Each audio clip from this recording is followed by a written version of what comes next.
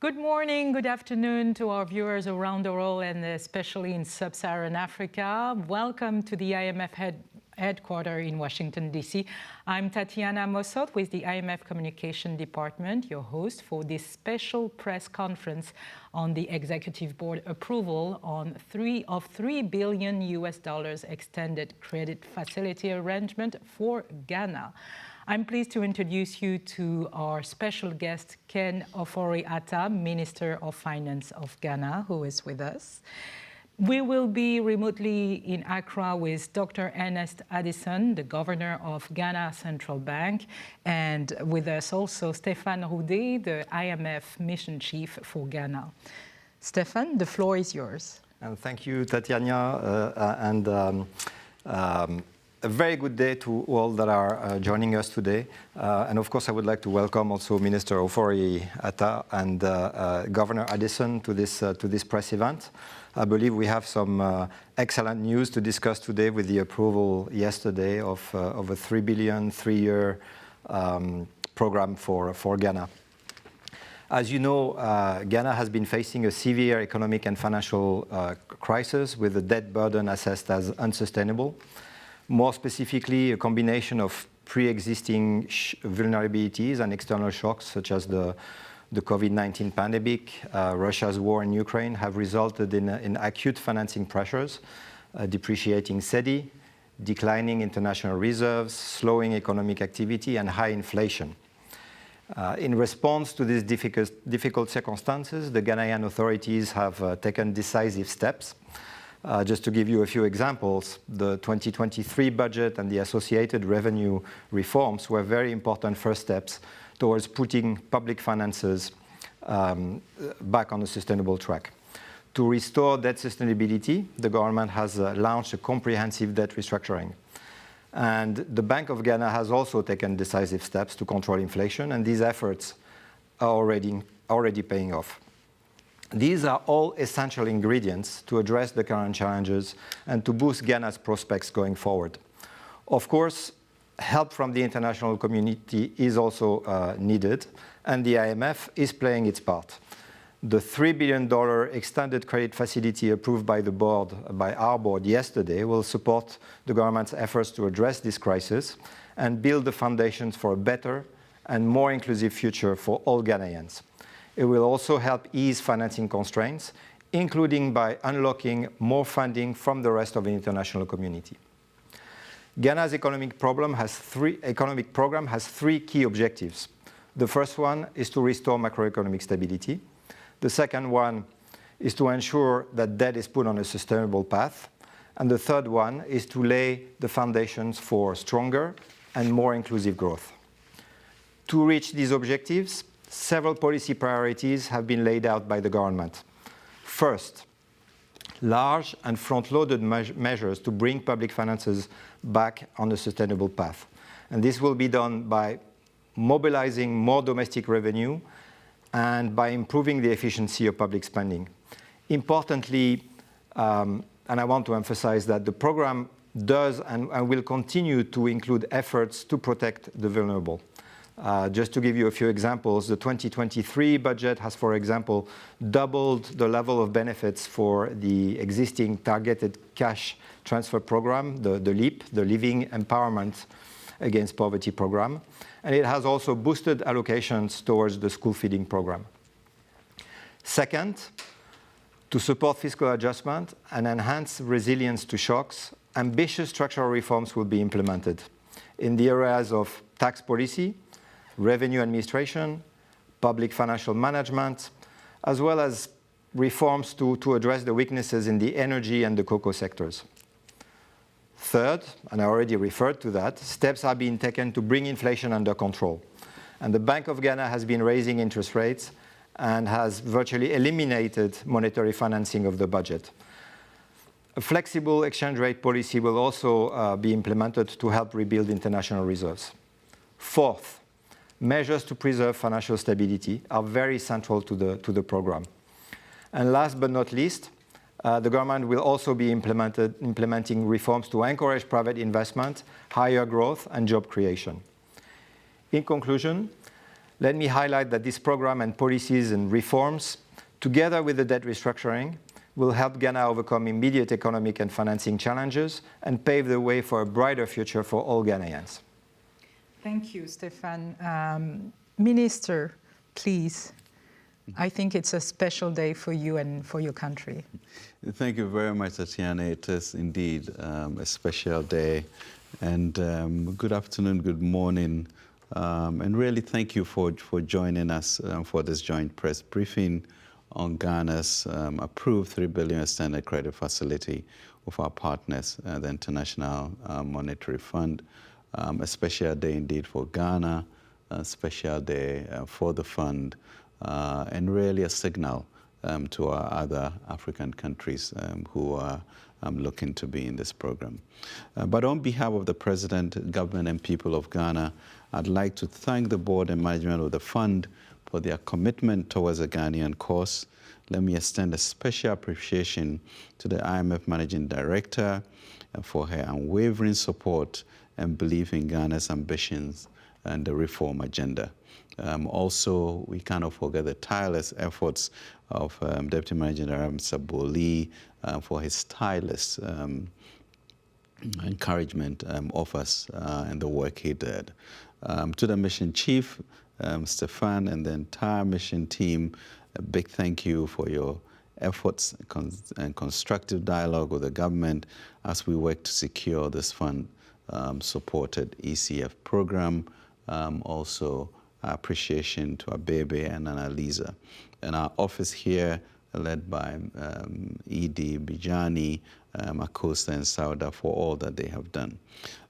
We do acknowledge also the pivotal role of our bilateral partners, especially members of the G20 Common Framework, the Paris Club, the work done by the G7, and really the support by India, Saudi, China, and Turkey have been really tremendous in bringing us this far.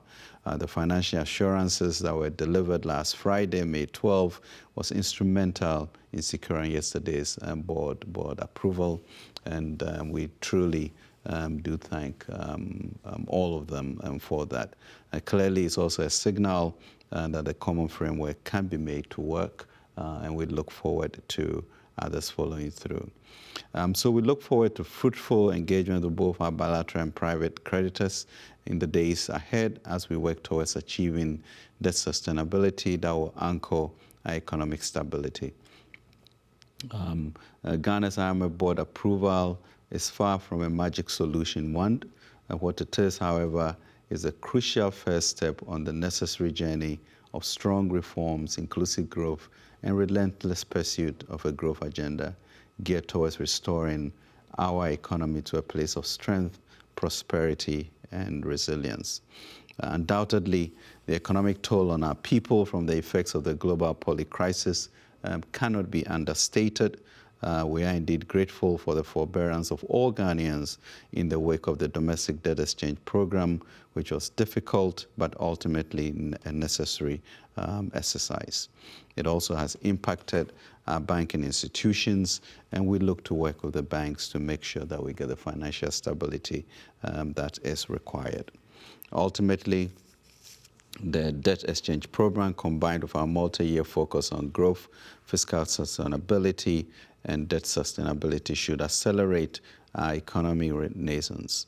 We're already seeing some relative stability in the currency and in inflation, thanks to the work also by the central bank.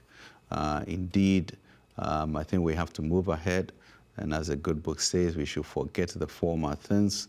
We should not dwell on the past and see that new things are being done, and we are ready for that. The government of President Akufo-Addo is acutely aware of the enormous task ahead.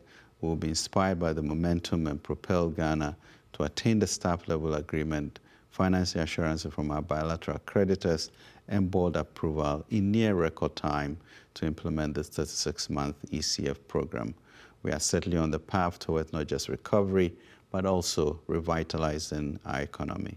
In that regard, I'm confident that government, with the support of the fund and the collective effort of the Ghanaian people, will work through our current challenges and emerge stronger than before. What is being seen is marvelous in our eyes as Ghanaians, and it is a moment of time. Greater things are ahead. We know Ghana can achieve it. We've been through this before, and we are ready to ensure that we set a pace that others can also follow. So let me thank you all once again, also to the Ghanaian people for your forbearance and partnership. God bless us all. Thank you, Minister. We will go now to Accra to join Governor of the Central Bank, Dr. Ernest Addison. Dr. Ernest Addison, good afternoon. Good afternoon, Tatiana. And hello, Stefan and Ken. Greetings from Accra. Let me first thank the Mission Chief, Stefan, and the Executive Board of the IMF for yesterday's approval of the Government of Ghana's program request for financial support from the IMF, which will serve as a basis for further engagement between Ghana and our development partners. For those of you who have been following Ghana closely, you will all have lived through this journey with us. Very difficult and challenging times, especially in 2022, which has also led to a crisis and social implications, and could easily have, eroded the hard-earned stability. I want to, however, focus my brief remarks on three issues this afternoon. First, from the perspective of the central bank, and for that matter, the government of Ghana. The approved IMF support program should not be seen as about the money alone, that is the budget support that comes with the approval. While that helps with the current reserves profile for the central bank, what matters most is the fact that the program sets out a set of policy and structural reforms that should help Ghana to reset our economic policy fundamentals, which was dislodged by the crisis over the last year or so. These deep-seated reforms should re-anchor policy and embed irreversibility in our policy outcomes and ensure that buffers are rebuilt to make our economy more resilient. The second point follows from the first, that this is now the time to begin the work.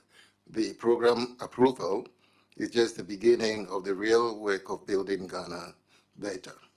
And thirdly, the Executive Board's approval of the support program yesterday, especially if you look at the time frame within which Ghana secured this approval, is an indication of the strong government's political will and commitment to the reform agenda. The painful sacrifice of Ghanaians, especially through some of the measures such as the domestic debt exchange, which has also helped us reach these conclusions very quickly. So we have reached a point where our key stakeholders should come through very quickly with their support to give meaning to the catalytic role of the fund and help build Ghana better. We see here a clear demonstration of burden sharing, including macro and structural reforms and the domestic debt restructuring. We are looking forward to and continuing to count on an expedited process to conclude the remaining negotiations on external debt restructuring to ensure that Ghana quickly gets the full benefits and complements of these reforms to underpin the policy resetting agenda.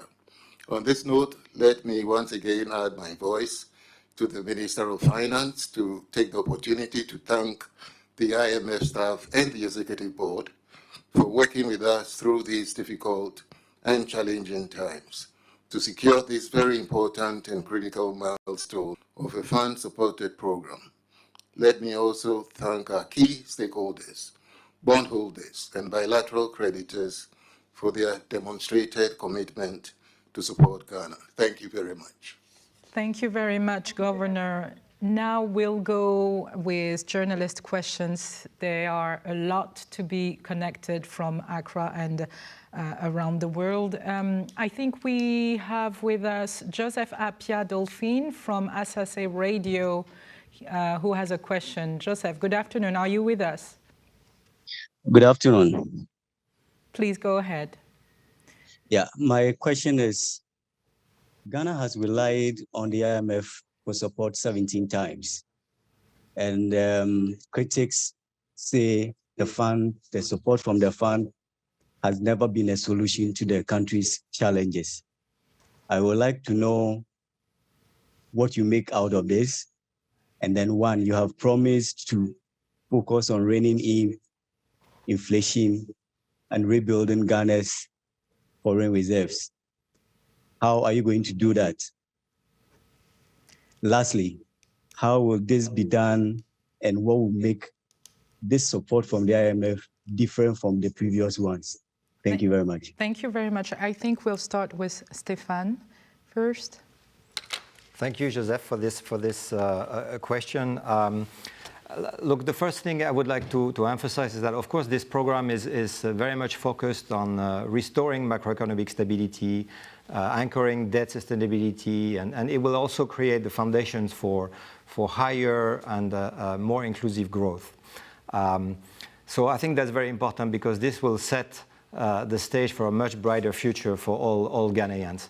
But now to your question about the future, I think it's important to emphasize also that this is a program that is very rich in its structural component. It includes many reforms that cover a large range of sectors, and these reforms will make the economy more resilient to shocks in the future. And this is what the government and the IMF are looking for in this program. It's a program that will make the economy more resilient and more likely to withstand shocks in the future.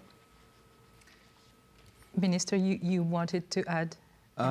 Yes, I could. Thank you very much for that question. And I think it's one of the major areas of anxiety for all Ghanaians as to what does this 17th time mean and where are we going to go from there. If you realize the program is anchored by a post-COVID program for economic growth, which we developed ourselves. And if you look at the strategies that are in there, the issue of moving our revenue from 13% to revenue to GDP to 18% is an important facet of this so that we have the resources to do what we have to do. A strong sense of expenditure and commitment controls will also be emphasized going forward. And the growth agenda is really strong. How do we create an enabling environment for investments to propel the private sector? So I think it's that clarity that we have gone to the fund enough, and we should use this opportunity as a reset to move forward. We have Nilate from CTFM, City TV. Good afternoon. Ni, can you hear us? We can see him. Please go ahead with your question. Claire, I can hear you. Okay, thank you. What is your question? Well, we know that Ghana actually came to the IMF largely because of the country's debt overhang. Okay, we'll come back to you in a few seconds. Can we go and with also its excessive borrowing, for which reason we lost our access to the international capital market. Mm-hmm. Okay, did you? I think. But even before the first tranche hits the account of the Bank of Ghana, there are already hints that Ghana will be returning to the capital market soon.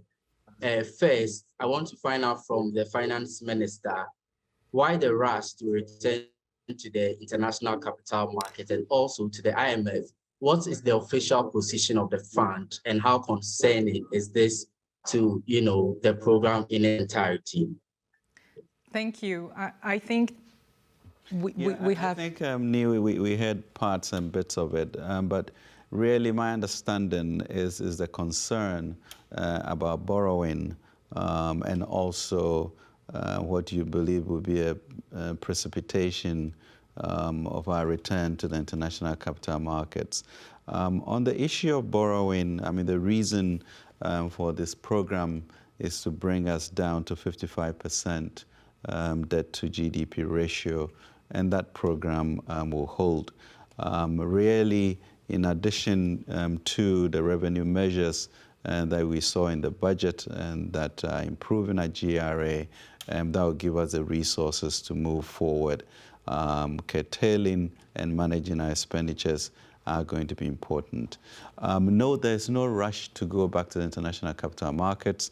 Our expectation is that in managing our expenditure and increasing our revenue, we'll have the resources to it.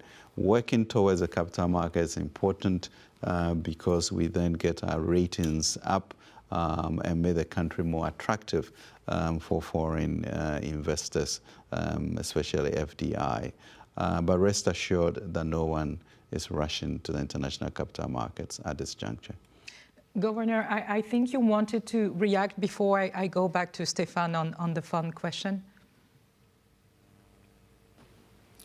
Well, thank you, Tatiana. Just to react to the earlier question on our ability to deliver low inflation, and just to remind ourselves that, the problem in Ghana started only in January 2022, and at the end of 2021, inflation was at 12.6, and within a year, we had seen inflation rise to 54.1%, partly because there was a difficulty in financing the budget. The access to the capital markets was not available, which led to, central bank accommodation of government.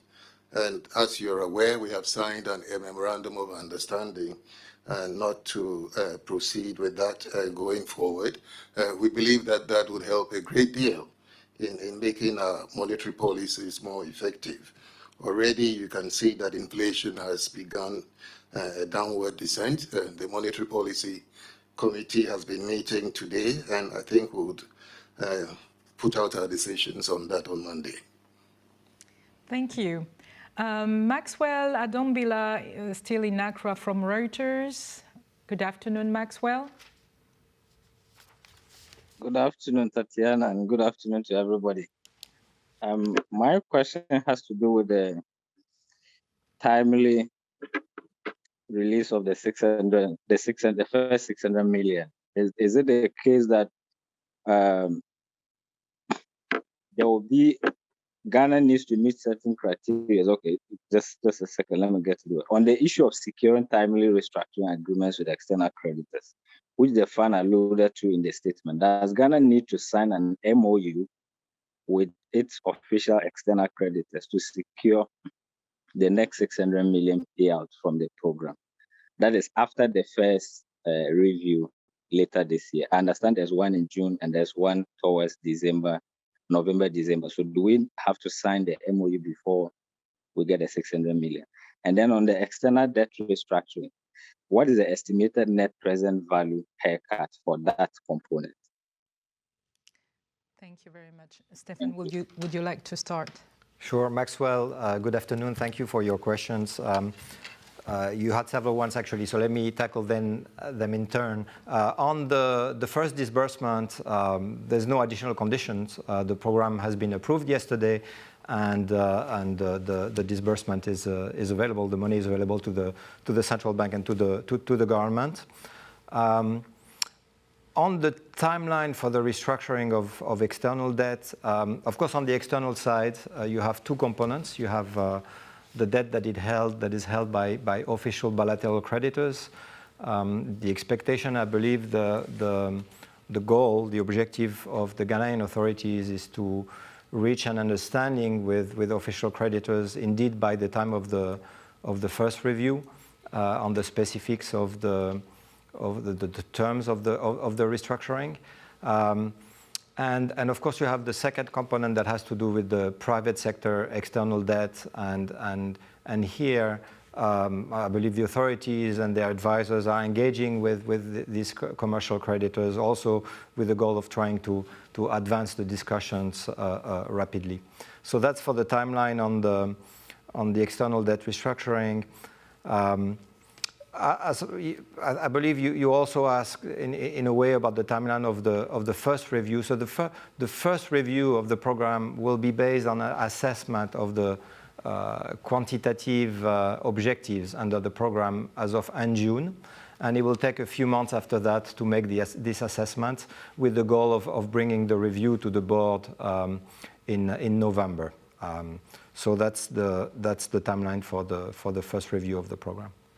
Minister, would you like to add something on? Yes, Maxwell, thank you very much for the question. As Stefan has mentioned, there's a $600 million release. I'm sure I'll be working with him to see whether we can get it by tomorrow. And then we move on to the next 6 months, which will be another $600 million. And then we have about 5 different tranches every 6 months in the periods forward to get to the $3 billion. With regards to the issue of the negotiations and discussions of commercial and external creditors, we really are, at the beginning of that discussion, and therefore cannot really be specific about what haircuts or how that will end. But so far, discussions have been very cordial, and we hope that with the signals given by the fund, we'll also have an accommodation that will suit all parties. Thank you. Governor, you wanted to address the same question?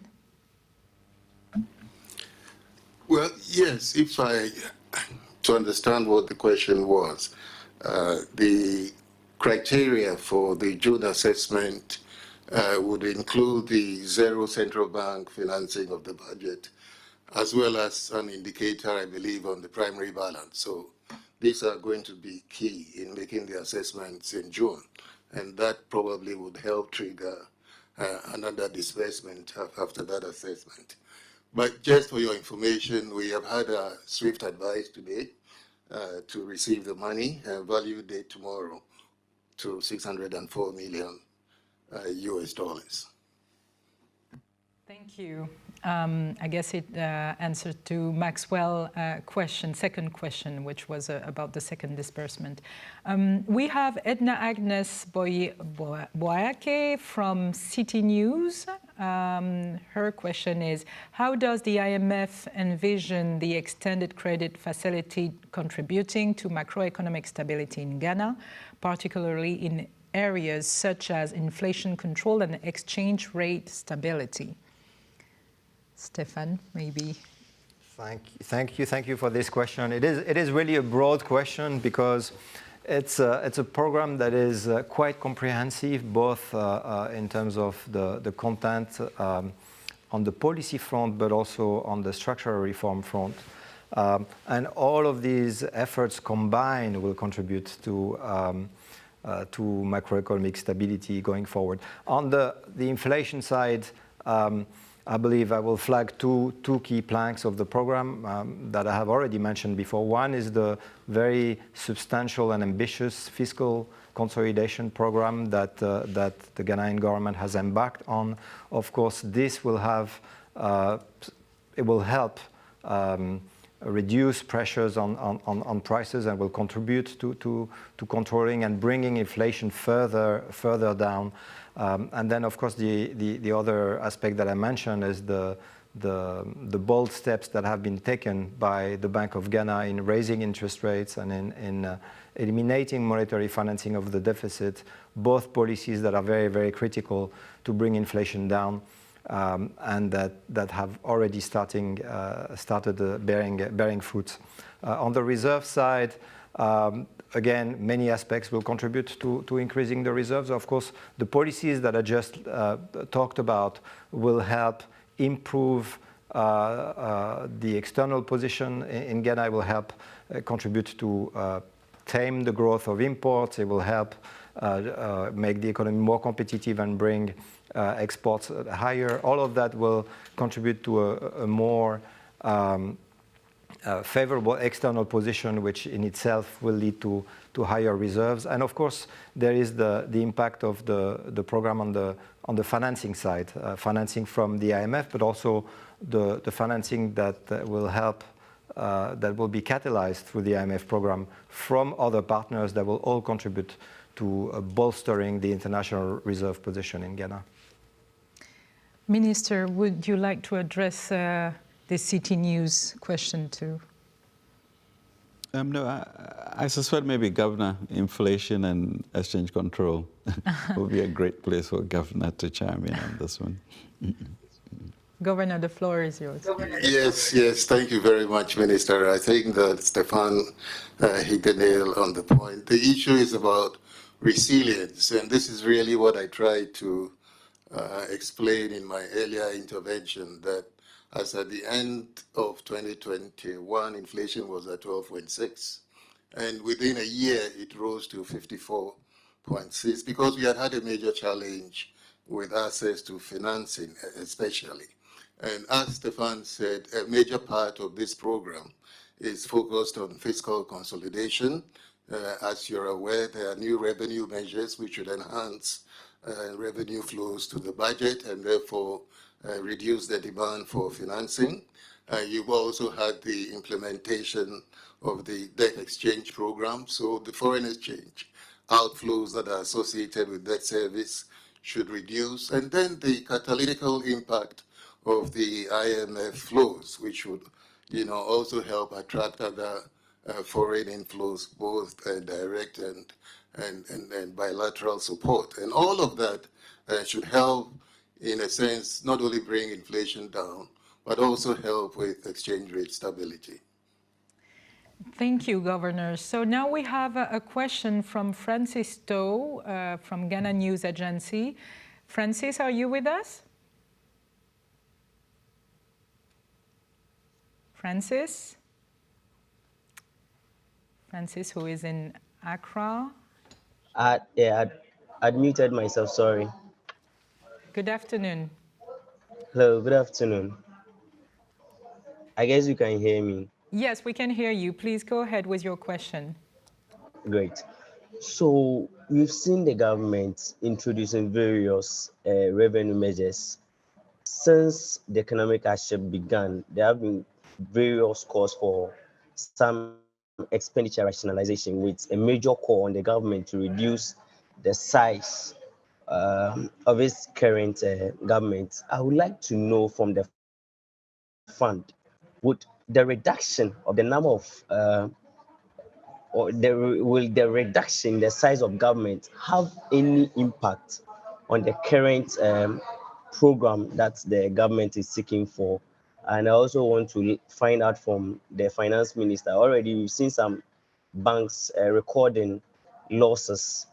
What exactly is the government going to do to ensure that banks are supported enough to provide funds to businesses, and how much has the Stability Fund been able to get so far? And the last will be the fund, the 600 million that's coming in tomorrow, as the Bank of Ghana governor stated. What exactly is this fund or this money going to be used for? Thank you. Thank you.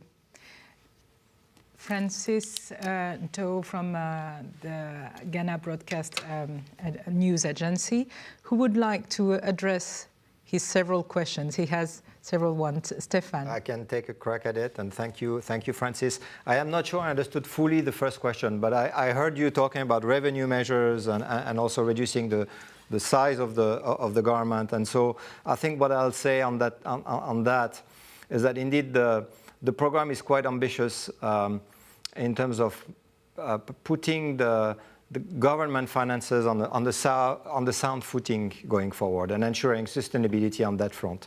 And there are really two key components to this. One is the one that you were referring to these revenue measures. The program is, again, is ambitious on that front. The government has set for itself the objective of increasing the ratio of revenues that are raised domestically substantially over the next few years.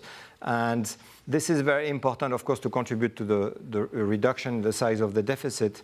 But more generally, going beyond that, it is also an important goal to bring the revenue ratio in Ghana closer to peers in the region, and this will contribute to making public finances much more resilient to shocks going forward. It will also create space for the government to spend more on priority spending, on helping the most vulnerable, and in implementing its vision for economic development and having more expenditure focus on priority spending and infrastructure going forward.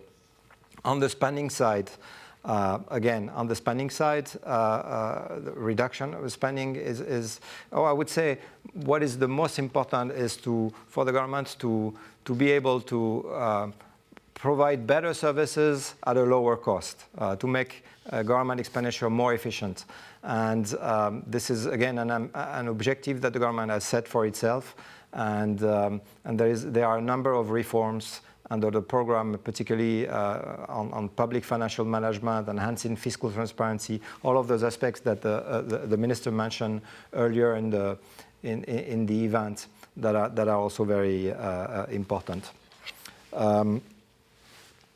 I will perhaps let the minister and the governor talk about support to banks.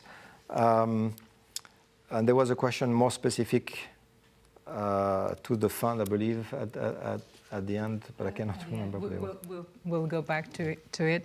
Minister, would you like to address this question? Great. Thank you very much, Francis. Very, very good questions. With regards to the banks, yes, we went through the DDEP program, and we have all seen the effect on the banking sector, and therefore the structure of the Ghana Financial Stability Fund, which we intend to fund with up to $1.5 billion, $250 million from the World Bank, and government to contribute $500 million as we still speak to our development partners for them to participate in that. But the exercise, as you know, was really crucial to be able to reduce the level of interest that we are paying to support our debt. So yes, the World Bank should hopefully in the third quarter be able to bring that initial support going forward. As you know, we are running a budget deficit. We are also agreeing for zero financing for that. So to continue to support the programs that we have is where the $600 million will be deployed. I think going forward, the issue of efficiency of government and efficiency of services to the people are going to be key, and therefore finding ways of ensuring that we're efficient in our deployment that we have. So that's going to be key. I think for all of us in Ghana to really internalize that there's a new era with regards to our own behavior, re-engineering, and the type of imports that we have, moving towards food security, so the importation of rice and poultry and tomatoes, etc., are brought down, and we produce those ourselves.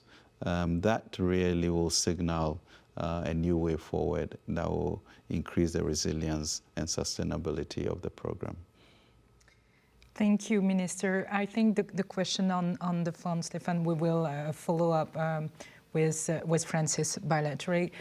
We had a question from Edward Nyako from Ghana Broadcasting Corporation. May I know if the IMF program will lead to a cut in social programs such as LEAP, capitation grant, and the fee SHS? Minister, would you like to address this question? Thank you very much, Edward. And you had Stefan on this issue, the issue of ensuring that we protect the vulnerable is very clear in the program. So I think we have increased the resource envelope for the school feeding program. We are doubling, I think, the LEAP program to ensure that the welfare support continues. So no, we should not worry about that. And you have always had the president being very clear about ensuring the protection of lives and livelihood, and that spirit will continue. Stefan, would you like to complete? Well, no, I'll just add that, as the minister said, ensuring adequate social protection is a key objective of the program. The budget, 2023 budget, has already taken important steps in this regard to not only to protect, but I would say to bolster support to the vulnerable through the most effective and the most targeted programs. But I'd say also, and I would encourage everyone to go and look at the staff report that has been published yesterday.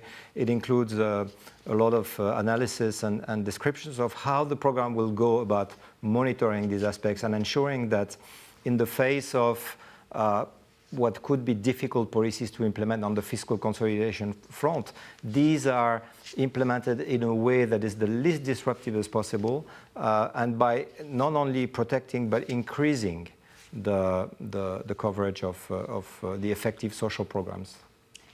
We have another question from Bloomberg News. Moses Mozart-Zuadzu, are you with us, Moses? I don't know if he's connected. Moses, good afternoon. Good afternoon. Thank you. Thank you for the opportunity. Yeah.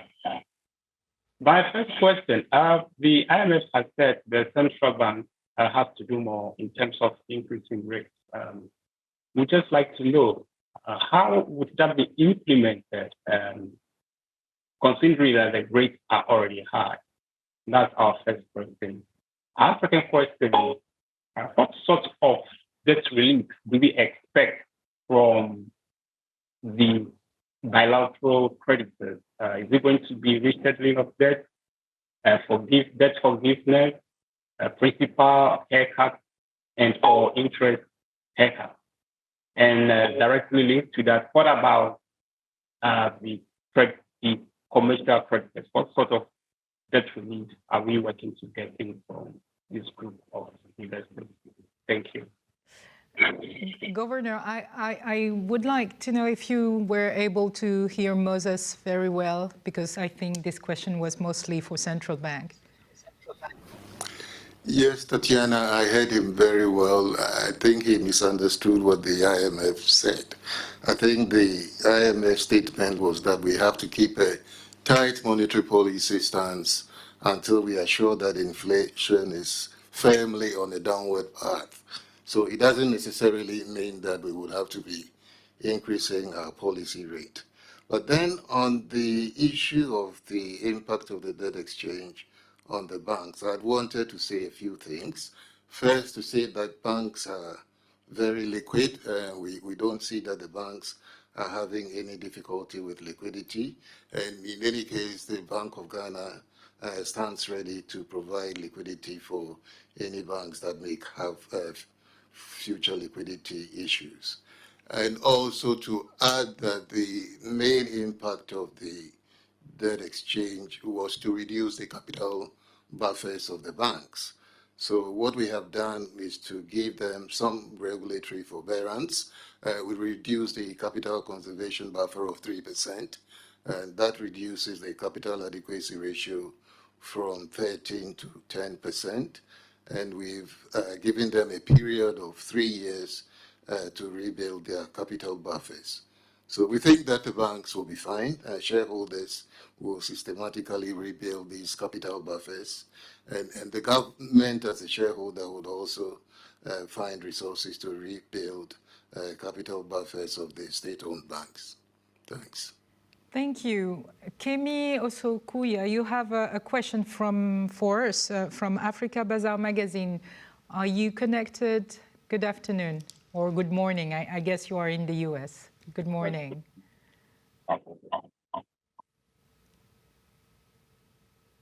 Good morning. Can you hear me? Yes, we can hear you. Yeah, thank you. Good morning, Mr. Finance Minister and Mr. Governor. Thank you for taking my question. I wanted to find out that, given what is going on, the US dollar is not known as the global currency. And I was wondering if you have any concern regarding the inflation in the US and also the Federal Reserve recent interest rate rise, how that will impact your new agenda to strengthen buffer and also attract foreign investment to Ghana. Kemi, I'm really sorry. We can't hear you very well. I guess we will have to take your question in a few minutes. Before going back to your question, we'll go with Joy FM, George Wafie. George, are you with us? George? You're muted, I think, George. Can you... Yes. Can you hear me? Thank you. Now we can hear you. Yeah. Good afternoon. Tatiana, some quick questions here. Some people are worried about the time taken to approve Ghana's program and the fear and the concern that the process was rushed. Could it expose the program to any shocks going forward? And that's the clarity I want to get as well. And also to the mission chief. In terms of the conditionalities, if Ghana should breach meeting of any of the critical benchmarks, would that affect fresh disbursement to the country as well? In terms of even if it's one of them, would that impact on getting additional funding from the IMF? And also the final one to the minister as well. In terms of discussions, the World Bank is coming on board with some support. What about the other donor partners as well? What is their commitment to this program in terms of the financing assurance? Thank you, George. Minister or Stefan? Minister, I see that you're looking at Stefan, so... No, I could. I mean, George, thank you very much. And really, I think Kemi's issue was more of an issue of contagion effect. As U.S. rates go up, how does it trickle into our economy? That generally, affects all of us once rates go up. The weaknesses in the banking system also affects credit to Africa, to Ghana, etc. So those are all things that then becomes a responsibility of Ghana or other African countries to reduce imports and become more sustainable in the way in which we stop importing some $70 billion worth of food onto the continent. If we change that equation, we'll be able to shield ourselves better. George, 3 questions on the issue of being apprehensive about how countries such as Zambia, Chad, and Ethiopia have not been able to go through bringing much distress to the economies, and the way in which Ghana has been able to work assiduously with the fund and the partners to have this landmark decision yesterday really should be considered an achievement instead of, saying that it has been rushed. The program, as Stefan said, is rich and solid, and I really would encourage you to read the documents for you to know that. I think when we are able to do good work. We should be courageous enough to enjoy and savor the achievement and not turn it into a negative. And with regards to the benchmarks are clear. It is up to us in the same vein in which we were able to achieve the agreement yesterday and approval yesterday, and that we also work hard to make sure that the benchmarks are met as we go forward. On the issue of the Financial Stability Fund, yes, the World Bank has committed. We are still in negotiations with other development partners to see their role in that. And we are confident that the manner in which we all have managed the process so far will also make some major breakthroughs going forward. So thank you. Stefan. George, on your three, good afternoon, first of all, but on your 3 points, I will also respond to you in a very, very positive and very optimistic manner. I think today is, we have a lot of reason to be happy and to celebrate with the program approval. I will just remind you that it took a few months to achieve an agreement and to reach the staff level agreement. This was already very, very good news, but I think today having the program approval in just a few months after the staff level agreement, this is also something that is extremely positive. Positive for Ghana, but I believe positive for the countries that may have to come and seek debt relief under the common framework going forward. On your question about the structural benchmarks, today I am extremely positive. What I see is a very strong commitment from the authorities, and I have no reason to believe that the program will not be fully implemented going forward. And we are here and standing by the authorities to help them do so. And then finally, I believe the program approval is also an extremely good news with respect to your third question, which is about World Bank and other partners' support. I think it sends a very strong signal to the international community and other international organizations that the program is in place, that the authorities are committed, and it can only help catalyze additional financing for Ghana. We have two last questions, one from Nabil Ahmed from CGTN and another one from Benjamin Taiwa, class 91.3 FM in Ghana. Nabil Ahmed, please, can you share your questions? Good afternoon. Hello, good afternoon. Thank you so much. So I just have two brief questions, and it has to do with the fact that Ghana managed to get financial assurances from the bilateral creditors group that's co-chaired by China and France. Now, Nabil? With external debts. Yes, can you hear me? Yes, now we can hear you. Yes, I just want to find out whether it is clear what the debt restructuring agreement with external creditors look like at the moment.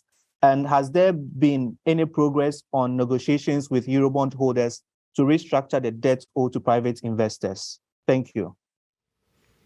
Thank you. And the other question is from Benjamin Tawia from class 91.3 FM in Accra. Are you with us, Benjamin? I think you're muted. Class FM. Okay, we'll start with Nabil Ahmed question, gentlemen, if you want. Nabil, thank you very much indeed. I think last Friday was actually quite a seminal moment for the whole common framework G20 expedition, we would say, because it has been really difficult for a lot of countries. The co-chair by France and China and the discussions that went on for the assurances to be given on Friday were timely, well thought out, and also it's an indication of how we may be able to work with the common framework more effectively for other countries that are coming up. With regards to the external creditors and the Eurobond investors, as I mentioned earlier, we've started those discussions, and given the signaling that has come from the fund, that would sort of influence the environment and the discourse. But there's a lot of optimism about exactly where Ghana is going, and that if any country can do it, Ghana can do it. I understand that even at the board meeting yesterday, there was actually a spontaneous clapping when it was approved. So that is how strong people are feeling about our country, and that's because we have done it before. As you know, before COVID, we were at about 7% growth.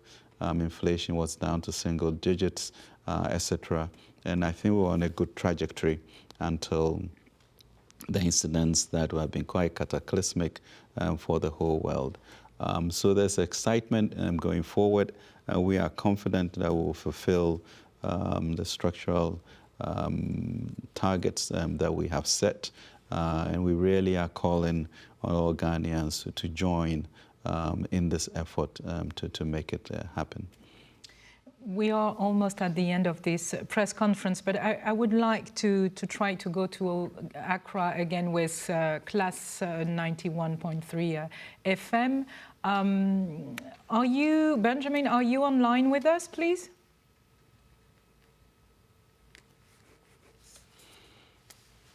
Benjamin, can you hear us?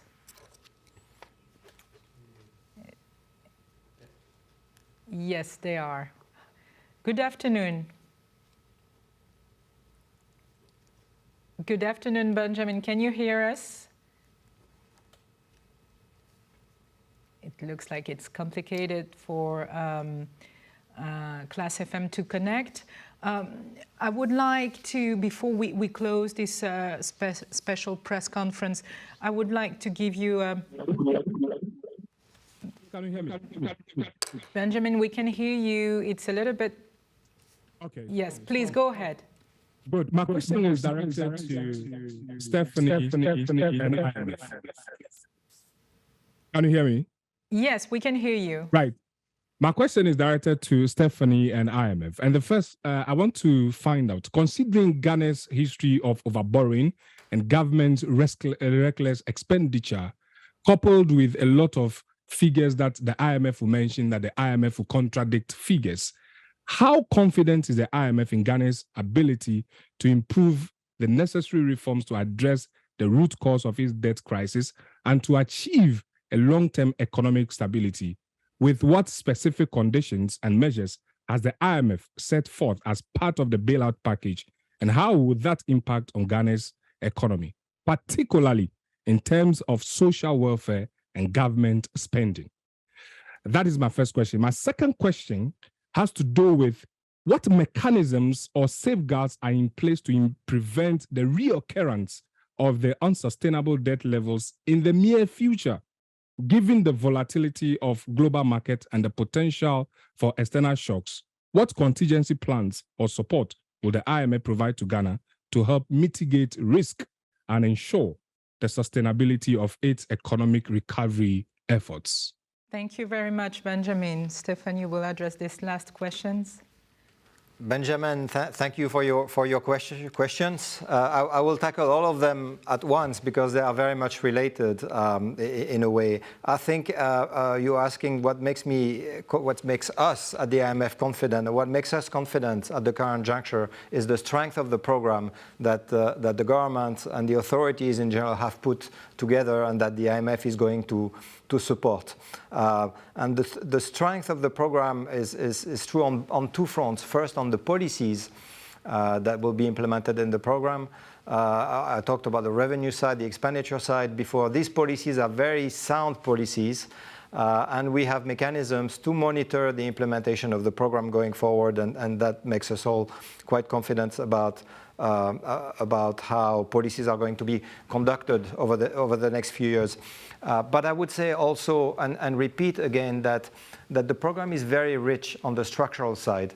And what that means is that the government is very committed to implement reforms that will help improve policy frameworks going forward, making sure that these improvements that we are going to see and that we are seeing already today are embedded in frameworks that are lasting and that will continue to last well past the end of this program.